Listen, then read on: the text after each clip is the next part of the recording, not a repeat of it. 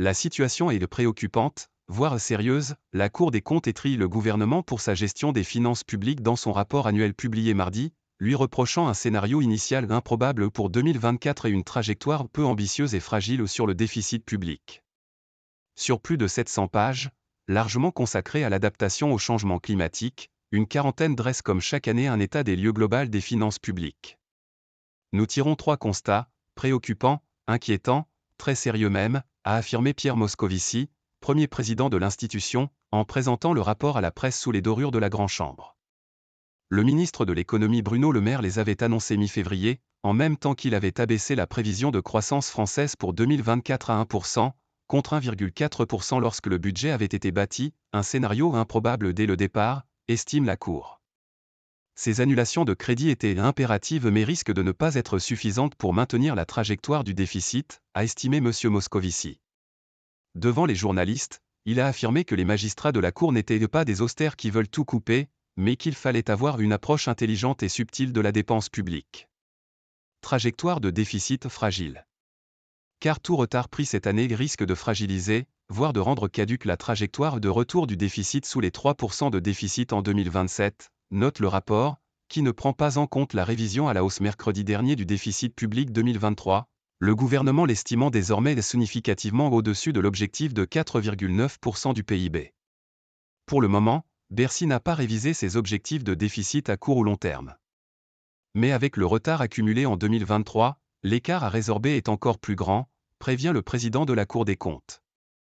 La trajectoire d'ici 2027, entérinant 17,2 milliards d'euros de déficit de la sécurité sociale, est jugée peu ambitieuse et fragile, selon l'institution.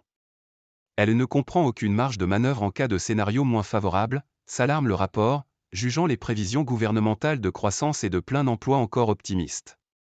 Sur France Culture, M. Moscovici a jugé raisonnable les 20 milliards d'euros d'économies en 2025 pour l'ensemble des finances publiques, annoncés mercredi par le gouvernement et pas pris en compte dans le rapport.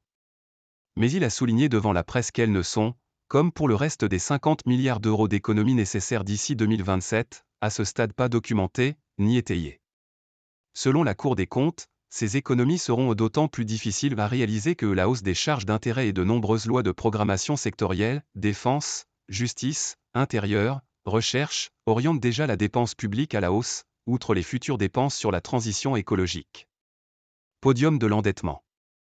Si l'État tient malgré tout le déficit prévu en 2024, les finances publiques resteront cependant en 2024 parmi les plus dégradées de la zone euro, alerte la Cour, risquant d'exposer la France à des discussions difficiles avec la Commission et ses partenaires européens, y compris dans le cadre des nouvelles règles en cours de discussion. Avec une dette publique prévue à 109,7% du PIB en 2024 et 108,1% en 2027, on est solidement installé sur le podium des 3 pays les plus endettés de la zone euro, avec la Grèce et l'Italie, regrette M. Moscovici. Et avec la remontée des taux d'intérêt, cette dette coûte de plus en plus cher, devenant asphyxiante. Sa juridiction préconise donc la sélectivité dans les dépenses et de compenser tout surcroît de dépenses ou baisse d'impôts par des économies ou des hausses de recettes, et de se préparer à des réformes ambitieuses. Il y a des efforts considérables à faire, affirme M. Moscovici, le prochain projet de loi de finances, PLF, sera le plus difficile à réaliser depuis la crise financière, nécessitant courage et volonté politique.